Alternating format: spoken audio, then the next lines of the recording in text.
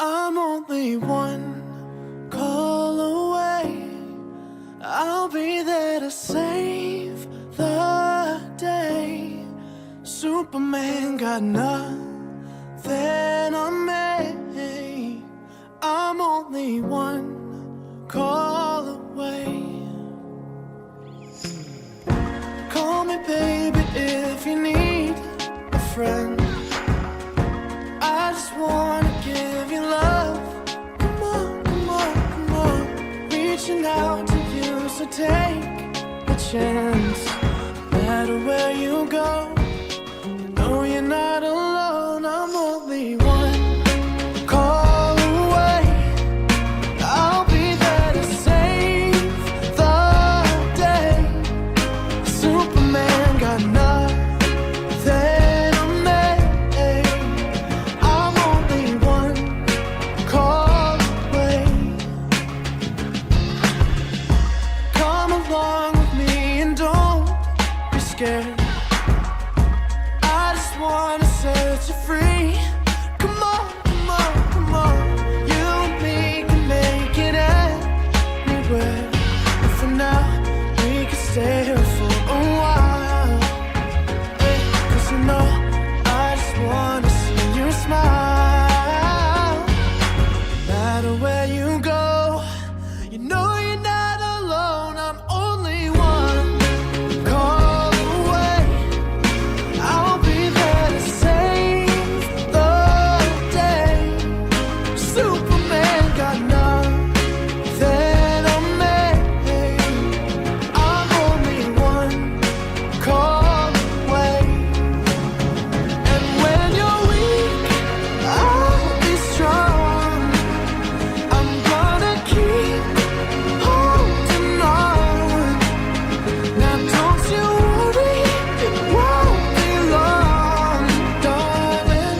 When you feel like hope is gone, just run into my arms. I'm only one call away. I'll be there to save the day. Superman got nothing on me. I'm only one. I'm only one call away. I'll be there to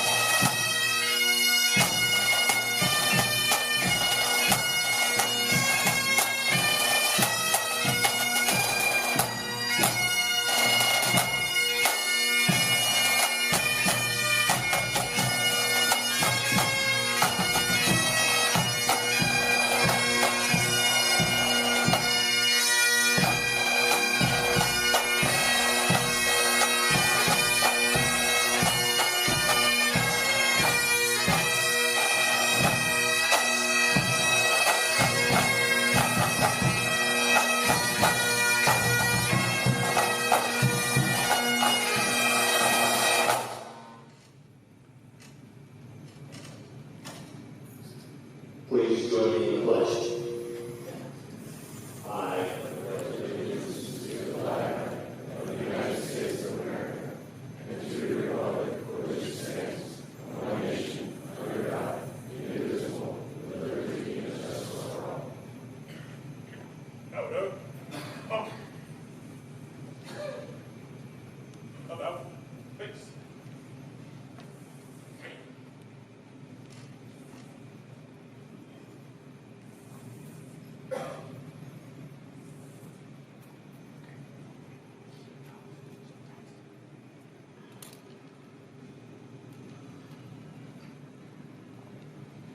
Right.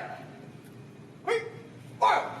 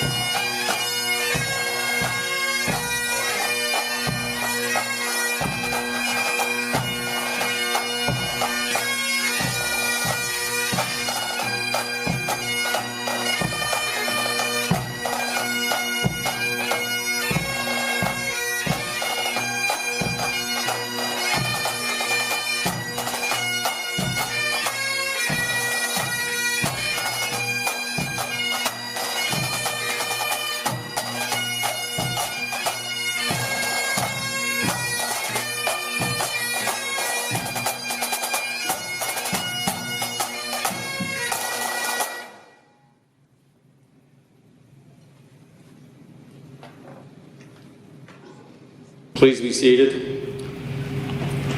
We'll have an invocation by Pastor Newell of the Goodyear Fire Department.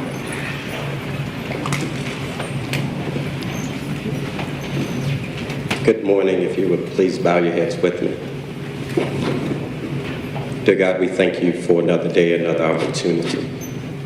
We thank you for these men and women who have come to learn to enhance their skills at being better firefighters to serve our community. For 49 years, you have blessed them and kept them. For those that have traveled both near and far, we ask that you watch over their families while they are away from them. We thank you for those that have come to train and to teach so that we will be safer, not just here in Arizona, but throughout America. And then, Father God, I would be remiss if I did not look forward, and in a few days we will remember those that gave their lives 21 years ago. We pray for their families and that one day they will find comfort. Again, we thank you for this day, this opportunity, and for the blessing. In Jesus' name I pray. Amen.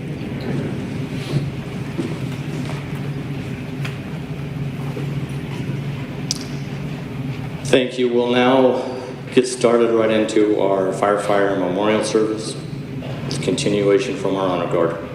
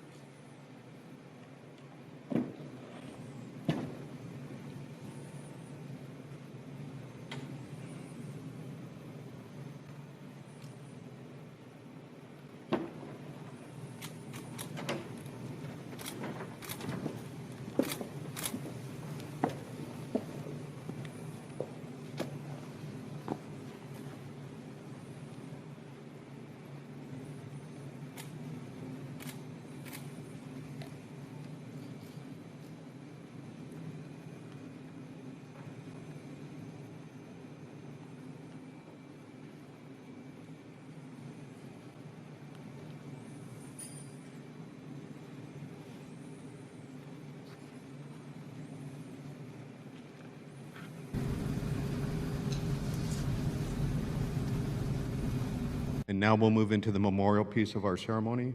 But before we do that, I'd like to echo the pastor's comments and take a moment to recognize that next week is the 21st anniversary of those terrible events on 9/11 that led to so many loss of death.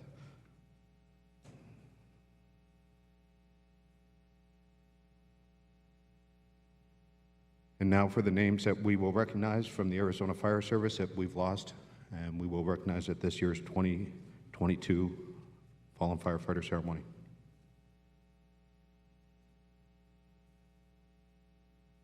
Roger V. Hill, Chandler Fire Department. Sid Howard, Clay Springs, Pinedale Fire District. Sam Kreiner, Drexel Heights Fire District. Peter Randy Trowbridge, Drexel Heights Fire District. Bryant Adams, Glendale Fire Department. Timothy Blanchard, Lake Havasu City Fire Department. Wayne McCormick, Lake Havasu City Fire Department. Michael Hudson, Lake Mojave Ranchos Fire District.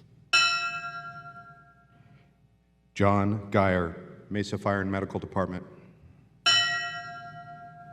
Tim Reed, Mesa Fire and Medical Department. Miles Anthony Garcia, Peoples Valley Fire District. Shinji Nakamura, Peoria Fire Department. Norberto Gem, Phoenix Fire Department. Sid Norwood, Phoenix Fire Department. Carol Richmond Gross, Phoenix Fire Department. Bill Toon, Phoenix Fire Department. Chris Morris, Puerco Valley Fire District. Dusty McWilliams, Rural Metro Fire Department. John Lane, Rural Metro Fire Department, Green Valley Fire District. Mitch Reber, Rural Metro Fire Department. Jesus Urbina, Rural Metro Fire Department. James Michael Holguin, Safford Fire Department. Richard Ray, Safford Fire Department, Clifton Fire Department. Robert M. Fernandez, San Luis Fire Department. Linda Heppy Wilson, San Simon Fire District, Bowie Fire District. Brian Birdkoff, Sherwood Forest Estates Fire District. Roger Welch, Snowflake Fire Department. Jim Dunaway, Taylor Fire Department. Wiley Johnson, Taylor Fire Department. Mike McCleve, Taylor Fire Department. Terry L. Barrett, Tempe Fire Department.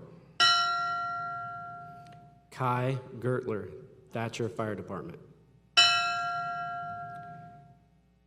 Jacob Haas, Tri-City Fire Department. Tyrone Bell, Verde Valley Fire District. Warren Skip Heyer, Verde Valley Fire District. Roland Wagenbach, Verde Valley Fire District. John Faulkner, Vernon Fire Department. Johnny Mack, White Mountain Apache Tribe, Pine Top Fire District. Pedro Yanez, Winkleman Fire Department. And now we'll recognize those members that we've lost in the line of duty. Brian Miller, Buckeye Valley Fire District. Miguel Angelo, Phoenix Fire Department. Trevor Madrid, Mesa Fire and Medical Department. Shane Godbehir, Sun City Fire and Medical Department. Brendan Bessay, Salt River Fire Department, Globe Fire Department.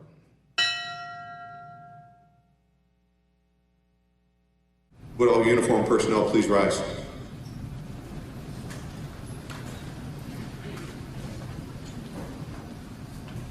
The men and women of today's fire service are confronted with a more dangerous work environment than ever before.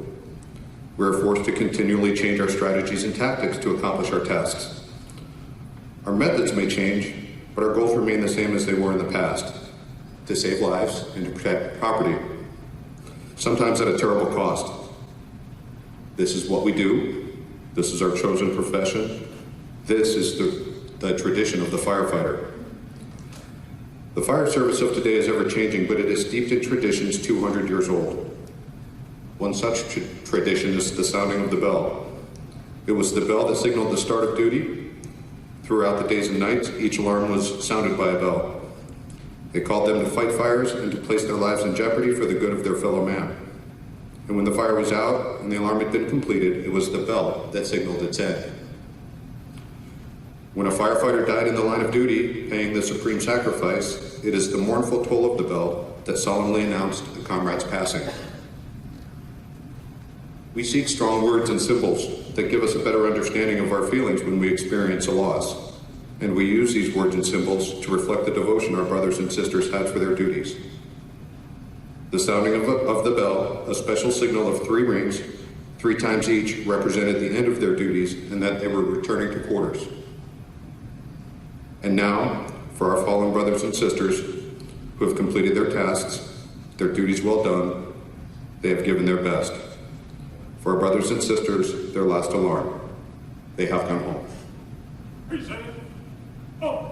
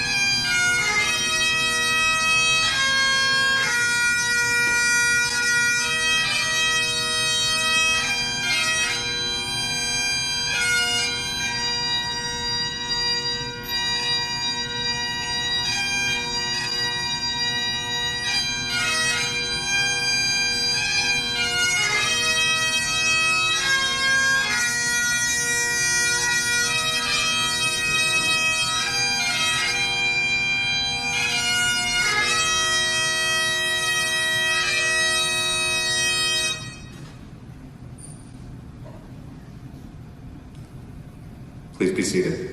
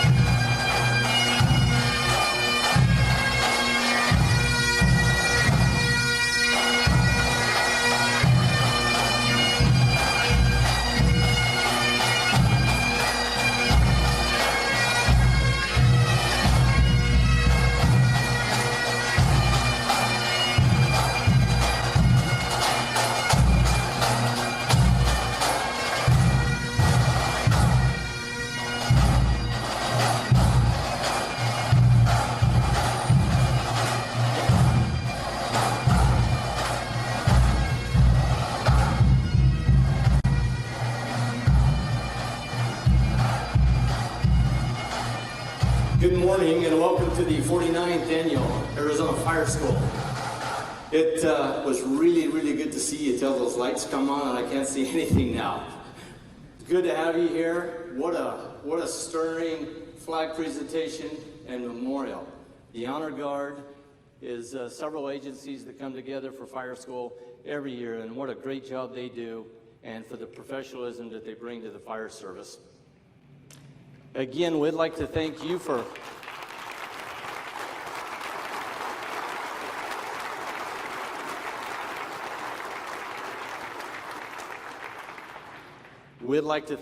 being here. And for those of you that are in the back, there's quite a few seats up here in the front. I don't know if you can see them or not. I think this is kind of like church. We fill the back row first. Would welcome you to come forward if you feel so inclined. We've got quite a few announcements that we're going to talk about a little bit today. We'll walk through this. Our presentation is going to follow some of the normal schedule that it has done in the past. We've got I think, a really good opening ceremony for you. But we're under some time constraints this morning, and so what we would like to do, I guess I should tell you who I am. My name is Clay Wood. I'm with Tibbert Mesa Fire and Medical District, part of the State Training Committee. What I would like to do is invite Tanya Glenn to come forward. Tanya is our keynote speaker.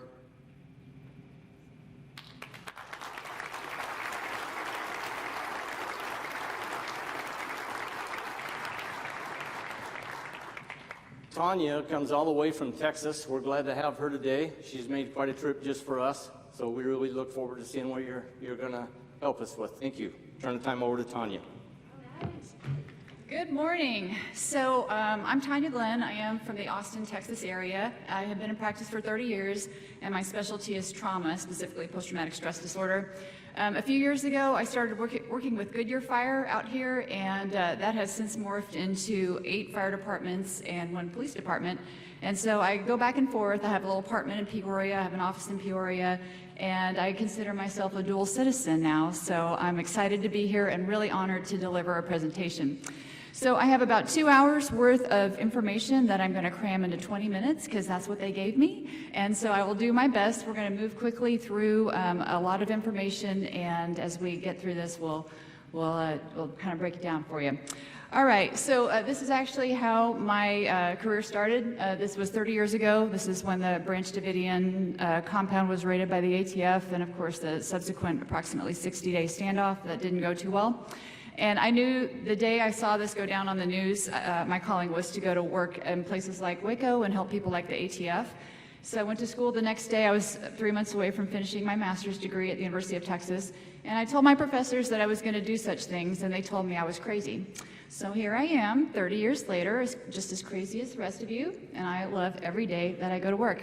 I have the best career ever, hands down. I know firefighters think they have the best career ever, but I have to argue with that. This is my practice. This is my team. I have 7 full-time people. Today, 1 person is training the Laredo Police Department, 1 person is on maternity leave, and the remaining counselors are seeing 42 patients. So we are busy, we are running and gunning, and I am so blessed with an amazing team. A lot of times what I tell my team is bring the energy. Just bring the energy to work every day, because my passion is helping people get well. I hate seeing first responders suffer. I can't stand it. And honestly, that is what has driven me for 30 years. And I just absolutely love you all, and I appreciate everything you do.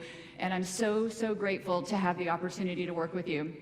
So I'm going to start. We're going to talk about trauma, we're going to talk about burnout, we're going to talk about resilience, because the most important thing is, when I was thinking about this presentation, I want to help as many people as I can with as much information as I can. So I figured that was the best place to start, was with how we deal with trauma, what to know, how to know if you're okay or if you're not okay, and how we really build the resilience. But it really starts with your organization having a plan. And the time for a plan, you guys, is not when you need it. So Oklahoma City was my first disaster. I was a very young clinician. We went up there. I went up 2 weeks after the bombing, and there was really no plan in place. It was just kind of smashed together. Now, this is 1995. Most of you firefighters weren't even born yet. But this is a point where we really had to rethink what we were doing in terms of responding to disasters and taking care of our first responders. I will tell you, in all honesty, with this event, half of the peer support team members that went with me to Oklahoma City decided that they didn't want to do peer support after this experience, because it was so overwhelming and it was just really a rough deployment. Personally, I went through a little phase of burnout that I had to figure out and deal with, and was this close to walking away from my career until I had a little intervention by an ER nurse who, she called me an asshole, and I figured it out, right? so I got help, and I continued, thank goodness for her, because she changed everything. Where we always start, though, is with policies. Your policies have to say that we recognize and we understand that our healthy, happy, beautiful, amazing people who work for our organization are going to see some of the worst things that happen to human beings. We are going to see people on the worst days of their lives, and we are going to experience unspeakable tragedy with the residents of our community.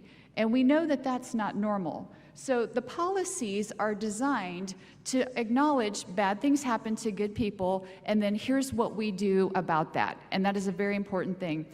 Any department that has a good policy that says, we acknowledge bad things happen, we want our people to get help, what you're doing is you're creating the framework. But let me tell you something. This starts with the chiefs. It starts with the directors. When I start working with a department, I always know how it's going to go in terms of the first kind of wave of patients.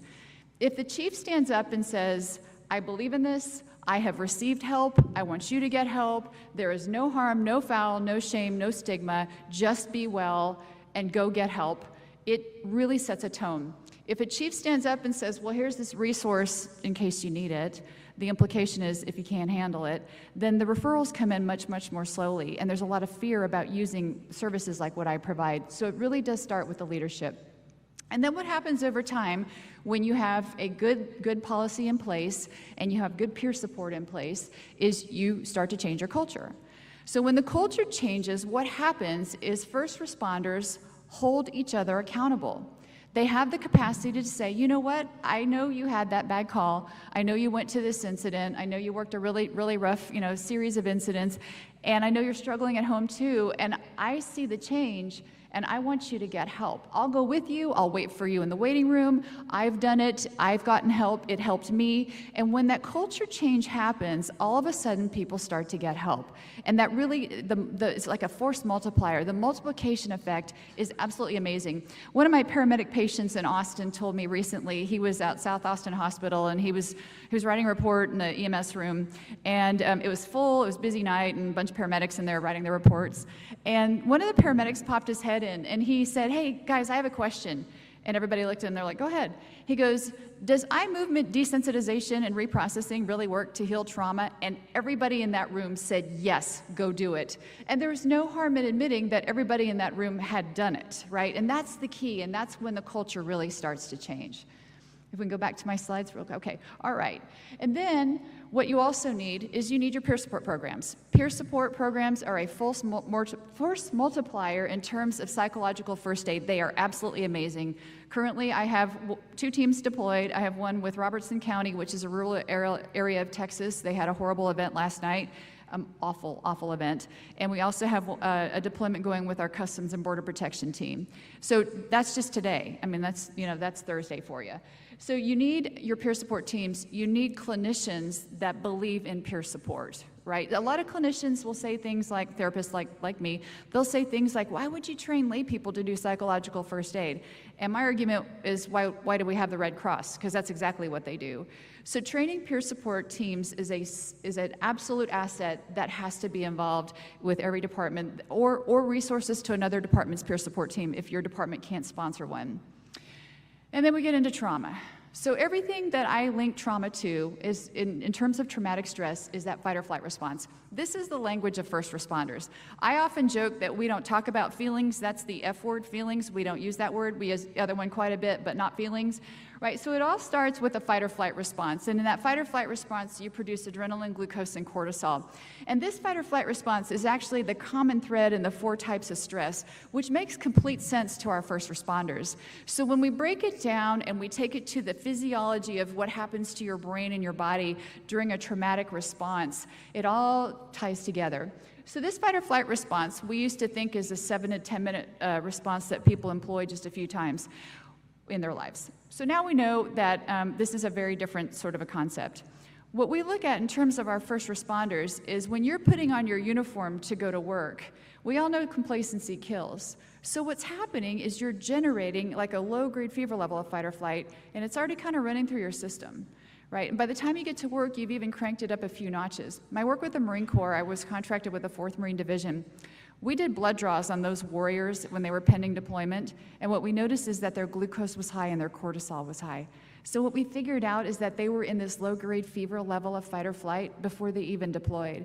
And how this applies to first responders is you guys do this shift after shift, week after week, year after year. So you get to work, you're kind of running this low-grade fever level of fight or flight, and then the first call happens, and you crank it up a few notches. And then this call goes south, so you're full-blown fight or flight.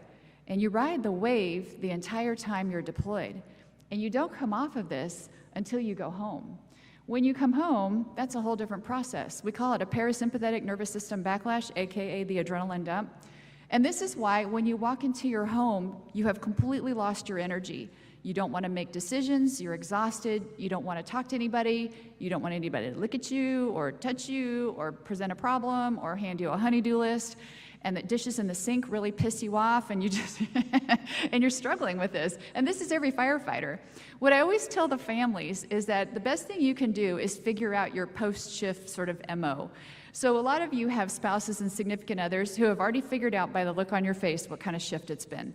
And they've already figured out that they know that they need to give you maybe 30 minutes to take a shower, or you need to go walk the dog, or you need to crash and take a nap. Whatever it is, the first day off, you have to restore. Unfortunately, what we see a lot in the fire service is that first day off, you're going to your other job. And so the idea is that we really have to refocus that first day off into being about rest and restoration, because on that first day off, the only way to kind of rebound from this adrenaline dump is to take a nap. You have to take a nap, right? I was with the Goodyear firefighters' wives a couple years ago. We were having this awesome sort of spouse brief. It was one evening at Goodyear Fire. We're having a really nice evening. And I said, listen, if your firefighter gets off on Saturday morning and they've just worked a 48, and they walk into the home and you hand them a honey-do list of 17 things to do, and you have 5 errands to run, and by the way, at 4 p.m. we have to be at a birthday party for a 4-year-old, I said, your firefighter is going to be acting worse than the 4-year-old. And they're like, yes. And I'm like, do you have a nap? And they're like, oh my gosh. Apparently that changed a lot of things. I had a few messages from firefighters in the next few days like, I don't know what you said, but thank you. So absolutely. Okay, now through trauma, in my 30 years of experience, these are kind of what we've identified as the 4 red flags. These are not absolutes for post-traumatic stress disorder, but these are the ones that I worry about. And the reason I worry about these 4 red flags is because you are a human being and you have a heart and you have a mind. And these are the types of events that your brain doesn't just process like no big deal. These are the types of events that tend to really stick and bother you. These are the types of events that just don't let you go. Because you're human beings, you're not sociopaths. So these are, in my world, automatics for peer support activations, and definitely ones that I like to kind of put my fingers on the pulse of. Now, any other event that is deemed, outside the usual coping capacity of a first responder, of course, we're gonna hit those as well. But this is just kind of a good sort of punch list in terms of the types of events that we want to really tap into to make sure people are okay, because you're a human being, right? And these are very upsetting. With all the training and all the experience, these are the ones that tend to push beyond all of that. Okay, so here's what happens when you're traumatized. This is what happens to your brain. It has nothing to do with feelings. So what you see here, taste, touch, and smell, actually enters the frontal lobe of your brain. And your frontal lobe will capture it, and it will sit there, and it'll hang on to it. It doesn't process like normal information. And the reason is because you're too busy kicking butt, taking names, getting the job done, taking care of business. So meanwhile, the frontal lobe, while you're responding to this event and training is kicked in and muscle memory is kicked in and all those blessings of all that practice have kicked in, what you're doing is you're basically not processing the event. So your frontal lobe is capturing what you see here, taste, touch, and smell, and it's going to hang on to it for you for later on. At the same time, your prefrontal cortex has shut down because your heart rate from that fight or flight response is at 180 beats per minute. And when that happens during stress, your prefrontal cortex shuts off. Your prefrontal cortex, normally what it does during non-trauma situations is it takes what you see here, taste, touch, and smell, and it passes it off to your prefrontal cortex. And your prefrontal cortex says, hey, this is short-term memory and this is long-term memory, depending on relevance. What happens is none of that. So the frontal lobe captures what you see here, taste, touch, and smell, and the prefrontal cortex is doing nothing because basically it's left the building. And then what happens is this. Now, this is a really, really important time in every career after every bad call. The replay happens, and this is normal. Driving home, you see it, you hear it, you smell it. It's like a video in your mind. And you replay it a bunch. And by the time you get home, you've replayed it 150 times. And you get in the shower, and you're scrubbing, and you can't get that smell out of your nose. It feels like it's stuck here. It's actually coming from here. This is your frontal lobe handing you what you saw, heard, tasted, touched, and smelled. And it hands you those again and again and again. You're in the shower, that smell won't go away. You contemplate getting Q-tips and soap and scrubbing out your nostrils. Don't do that. My patients have tried that. It doesn't work, right? Because it's coming from your frontal lobe. And then you get out of the shower and maybe you try to go to sleep, you shut your eyes, you replay it a bunch, you have some really ugly nightmares. And what happens over the next few days is you replay it a lot. You guys, the most important thing I want you to remember is this. With all of your training and all of your experience, here's what we're looking for. By 7 days post-incident, we want this event as though it's starting to fade. In other words, 7 days post-incident, you're not replaying it like you did on days 1, 2, and 3. By 14 days post-incident, we want it banked in your long-term memory. All of you, every first responder, has bad calls and that have become bad memories. It is normal to think about it, maybe on the anniversary of it, or when you drive through the intersection where the wreck happened, you're like, oh, I remember that one. But the key is that it's basically, you experience as though it's starting to fade. Fading to your long-term memory is the key. Trauma that stays here in your frontal lobe and continues to live there will trigger you forever, and that's when it becomes a problem. So 2 weeks post-incident, we want fading, right? Really good fading and almost like, good to go. You still think about it a lot, but it's not here, and that's the key. What's happening at this point is it's called post-traumatic stress syndrome.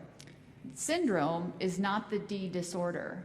What we're doing now, and we have this to the point, we have PTSD so well understood that when you haven't processed a bad call at 2 weeks, we're treating it when it's still syndrome, and everything we're doing is prevention. What a great word, prevention. Isn't that the word of the fire service? Prevention, prevention, prevention. So when we hit it when it's still post-traumatic stress syndrome and it doesn't push on to D disorder, guess what? You get on with your life, you're happy, you're healthy, and you keep going. So my favorite technique to treat trauma that's already going on and then to prevent it also is something called eye movement desensitization and reprocessing. That's a whole class that I don't have time to get into today. But we definitely want to catch. We have like an 8-week window to catch it at syndrome before it pushes on to the possibility of becoming D disorder. And this is such an important time. So please understand that if you are not bouncing back, and you know it, you feel it, you don't feel right, you just feel off and you're triggered and you're irritated and your spouse or significant other is telling you the same thing, get help, right? That's the time to get help. The other thing we have going on, and this is huge these days, is this thing called a moral injury. So the moral injury is when horrible things happen, but you're not directly traumatized. So what happens with a moral injury is you don't have the direct impact of like the startle reflexes and the replaying and the flashbacks, but what you have are all the awful emotions in the middle of the anxiety and all the yuckiness that goes along with post-traumatic stress disorder, along with a massive awful dose of horrible guilt and shame and self-blame. So this is very common in public safety. We are seeing more and more of this. This concept was born out of combat, and now we're able to really apply it to our first responders. So I'm going to give you an example so it kind of makes sense. This past year, I treated an ER nurse from Canada. She couldn't find a therapist in Canada who could kind of deal with her, and so she came to Texas. And her issue was that it was the height of COVID, the ER's backed up, she's charge nurse that day, they have people who are waiting, patients who are waiting to get admitted for days. They have people on EMS stretchers for days, and it was at that point in COVID where really it was horrible. And they had an elderly gentleman in the ER waiting for a bed, and he was a fall risk, and he had to use the restroom. But because they were so busy, he couldn't get the staff's attention. And so he tried to get up himself, and he fell and he broke his neck. So her moral injury, if you talk to her before we did eye movement desensitization and reprocessing, it's as though she pushed him down. Like she took it on so horribly, and her brain just could not let it go that it happened on her watch. And so what happened is with the EMDR process, she was able to really see the big picture and understand why this is going on. A lot of first responders have been diagnosed with post-traumatic stress disorder by maybe clinicians who don't understand trauma very well. And once we get in and kind of unravel this, we can figure out what exactly is going on. The other thing that happens, and this is your family members, is vicarious trauma. So we as human beings, we absorb the pain of others. And so our family members, what happens is when you have a critical incident, they're watching it on the news, you walk in the house, you have that 1,000-yard stare, you have a headache and a stomach ache, and you're not sleeping well. And guess what? By day 3, your spouse, significant other, has the same headache, same stomach ache, same nightmares, because as human beings, we absorb the pain of others. So many times these days, as we work with our first responders, we're also tapping into what's going on at home so that we can help heal the spouses and significant others of those who are impacted. A lot of times if we don't do that, we heal our first responder and you're skipping down the road happy and healthy and your spouse is at the starting line. So we want to make sure we keep our couples in sync and that everybody heals together. And then finally we have this one. This is secondary traumatic stress. This is when people develop symptoms of PTSD based on the level of exposure that they had. And what happens with this is it's a very tough thing because they weren't exactly there when it happened, but they can't function like they used to. And a great example is how many New Yorkers did not come out of their homes and their apartments for years after 9/11. This is before Uber Eats and all that stuff was really developed, but they were still having everything delivered and they refused to come out because they couldn't. And so this is another one that happens quite frequently. And while it's so confusing because you weren't there at the point that it happened, this is the level of trauma that our brains sustain, and it all makes sense when we're able to put a term to it. Okay, now I want to address burnout because this is coming. So I figured out in my career there's 3 stages of the public safety career. You have the innocence. That's when you're coming out of the academy and everything is shiny and new. I was talking to a Glendale firefighter a few weeks ago, and he's like, Tanya, we ran 14 calls in 24 hours, and I just love it, and I want more. And I'm like, yep, that'll change, right? Because we all know it's going to change. You get out, you just want to help people. You're so excited, and you just like, come on, let's run some calls. And, meanwhile, your FTO's like, oh, God. And so what happens at some point, right around the 7 to 8 year mark, we reach the end of the innocence. This is burnout. So this is going to happen. This is very, very normal in the helping professions. This is coming for everybody in the helping professions. Any profession that requires the giving of yourself to others, this is going to happen. So what I always tell folks is we're marching through life and we have a rucksack on our back. And we start to pick up these bricks. And these bricks are basically things like yucky calls and bad calls and terrible shifts and lack of sleep. And the despair and the exposure to really horrible things and seeing child abuse, and these are all these bricks coming in. And then here comes the boulder, and the boulder's the call that just won't let you go. You can't shake it like the others, but you don't know what to do, so you shove that boulder in there, and that's pretty heavy. And then meanwhile, in your personal life, you're picking up bricks and boulders. Those bricks are like financial issues, or here comes a boulder, a divorce, right? And so these are the bricks and boulders that we shove in our rucksack. And if at the same time you're not offloading, it gets heavy and you end up burned out. When you're burned out, it feels like you have no energy for the public. You pull into the parking lot at your station, and the first tones that drop, you're immediately angry.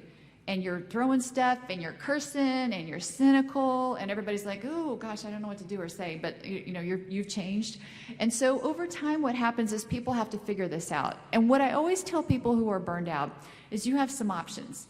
It can stay the way it is, it can get worse, or you can reach wisdom. Wisdom is hard-earned, and it causes gray hair, but wisdom is the firefighter who gets up when the tones drop at 2 a.m. for toe pain times 2 weeks, and is unflappable. They're like, let's go help the people. This is what we do. It's not personal. We get paid a lot. At the end, there's a really cool pension, and this is what we signed up to do. And it's no longer personal to that firefighter. What's happened is that firefighter has restored their resilience. And when you retire, you want to retire in wisdom, right? Because then you can see the value that you have brought to your community and to your state, and that is such an important perspective. So getting to the resilience piece. So resilient people move through adversity without too much disruption or change. A lot of people think that resilience means stress doesn't impact you, but stress impacts everybody. So resilience is your bounce back ability, your walk back ability, sometimes your crawl back ability, depending on how bad it is, right? Now, we all want to be resilient. We're finding that resilience is kind of a 50-50. It's genetics and it's the choices that we make. So genetically, our first responders are already there. You're drawn to a profession where you put yourself through this incredible, academy that's torture, and then you get out and you want to serve the public and you want to go run towards the things that everybody else runs away from.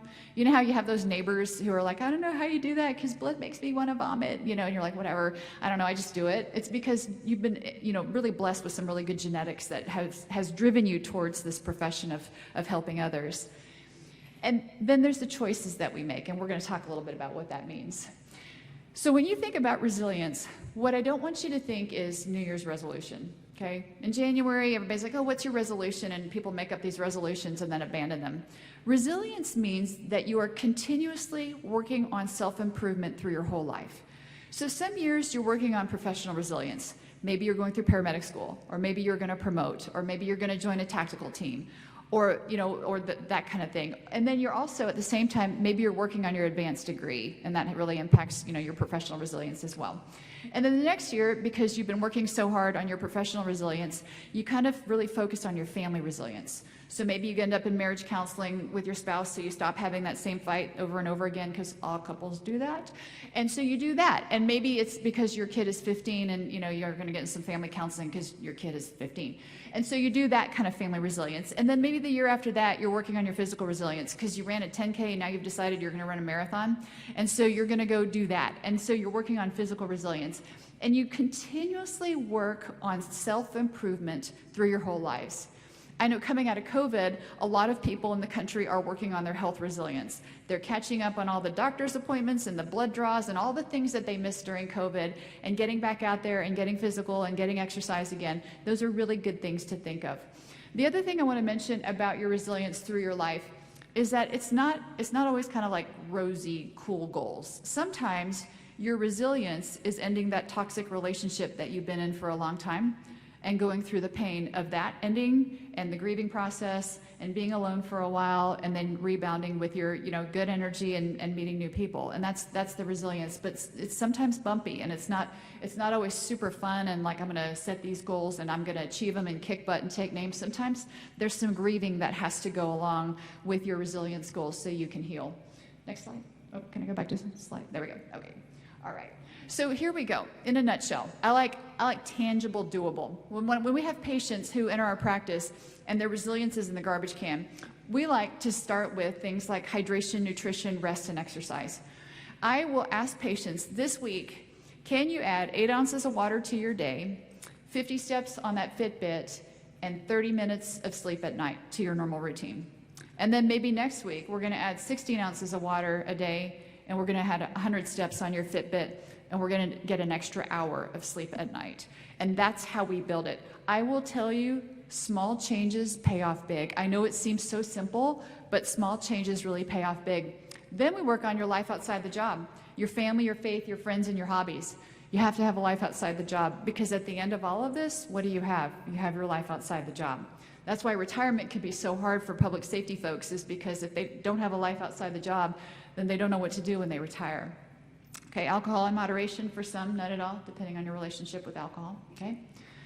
We set our goals, we set objectives to reach those goals. We get our checkups, we get our blood draws, we do the things we tell our patients to do, and we attend to our health, right?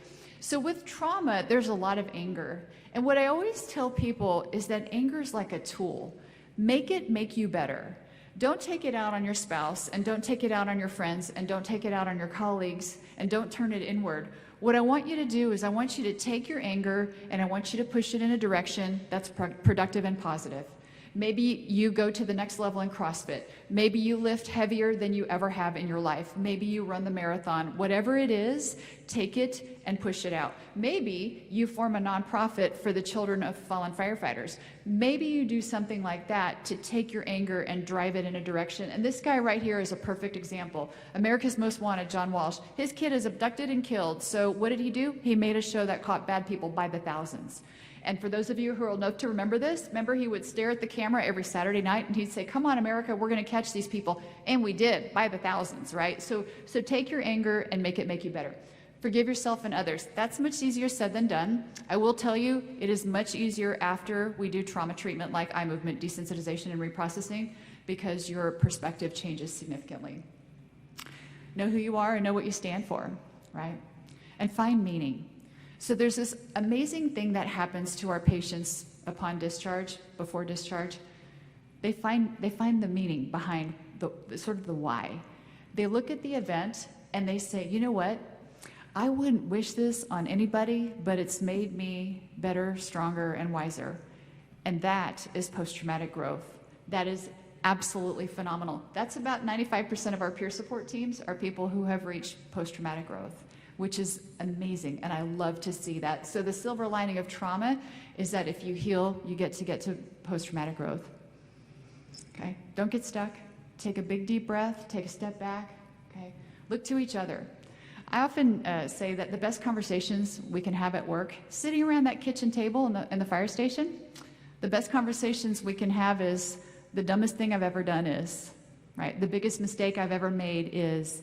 It's not about, all the ways we kicked ass and took names, right? It's really, truly like our lessons learned. And that's how our booters and our recruits learn, is through those tough lessons and those shared stories of adversity and how we got through that. Your spiritual connection, keep that. When you're struggling with this, find your chaplain, find your clergy, stay connected to this. This is such an important part of healing And when you have this, please, please, if you ever feel like you're going to walk away from it, have a conversation first. Reach out for help, because that's a whole other avenue of support and love. Your gratitude. So people with high gratitude are people who count their blessings. Your gratitude impacts your resilience. There's this really cool resilience activity where they have you basically, when your alarm goes off every morning before you jump out of bed, is to just lay there and take a breath and list 3 things that you're grateful for. And starting your day with that perspective is a really cool way to really approach your day with all the challenges ahead, all the things that you have to be grateful for. And your altruism. Don't ever forget why you do what you do. I know the calls get mundane and boring and frustrating, and sometimes downright just mind-blowing. Just the frustration level, I hear it, I see it. But the thing is this, what would we do without you? We actually could not have our society without our first responders and our healthcare workers. Don't ever forget why you do what you do, because what you do is so important. When I go to the Glendale Fire Academy and I teach those recruits, and they're so excited and they can't wait to graduate and get out and run a bunch of calls, I ask them to take a mental snapshot of that moment and that feeling, and to create a memory. Because there are times in your career where you need to go back to that mental snapshot that you took at your graduation, and the excitement and the energy that you felt as you were about to embark on this amazing profession. Don't ever forget why you do what you do. That is so, so important. And don't forget to laugh, right? Because you have to laugh, okay? That's very important, okay? All right, so as we wrap up, there's some resources for you. I've written 8 books. They're all on Amazon, and if you're interested in more information and getting kind of that, what to do about your stress and trauma, what it's like to do EMDR. The thing I really want to show you, though, is we did a couple of documentaries. These are actually loaded on YouTube. So if you go to smashingthestigma.com, just hit play. There are 2 documentaries on trauma and stress and how you combat this. If you want to hear straight from the horse's mouth what it's like to go through EMDR, then you'll hear these. But the one I really want you to watch is the one on the left. This is one that was released in December, and it's on, we call it Firepower Resilience, and it's on the prevention. So getting in quickly. I interviewed 4 people that technically should have post-traumatic stress disorder based on what happened to them. And between peer support and our practice and early EMDR, all of them have bounced back with 0 problems. And so I really love to show people the answers and solutions and ways to make this happen for everybody. Okay, which takes me to the end. I think I'm right on time. I asked if I could tell an inappropriate joke, and of course they said yes, because look at the crowd. And so I think humor is really important. I think that we had an amazing ceremony this morning, but I also think it's important to leave with a little bit of humor so you guys can have a good day. So here we go. And I am never appropriate, so here we go. All right, so, this is kind of relevant because I'm actually headed to the airport to fly home, and I am flying Southwest. So this is a Southwest Airlines joke. So little DJ, he's flying with his mom, Austin to Houston. It's Friday night, plane is packed, and everybody wants a drink. Now, Austin to Houston is a 35-minute flight. And so the flight attendants, man, they're moving and grooving, right? They took orders, and everybody wants mixed drinks and all that stuff. So they're in the back alley, making all these drinks. And DJ's sitting there with his mom. And he said, "Mom, I have a question." And Mom says, "Yeah." And he said, "How come in life there's big dogs and baby dogs, there's big cats, there's baby cats, there's big Southwest planes, but there's no baby Southwest planes?" And Mom was like, "Oh my gosh, I cannot have this conversation with little DJ right here on this plane right now, and I'm tired, and it's Friday, and I really don't need this." So she looked at DJ, and she's like, "You know what? I don't know. Why don't you go ask the flight attendants?" And he's like, "Okay." So he gets up, he goes down the aisle, back alley. Flight attendants, man, they're moving, grooving, right? They're in a hurry. And mixing drinks and getting all this stuff ready. And so DJ goes up, and he tugs on the flight attendant's sleeve. And he said, "I have a question." And she said, "Sure, honey, what do you need?" And he goes, "How come in life there's big dogs and baby dogs, there's big cats, there's baby cats, there's big Southwest planes, but there's no baby Southwest planes?" And she goes, "Did your mother tell you to ask me that?" He said, "Yes." And she said, "Well, here's the deal.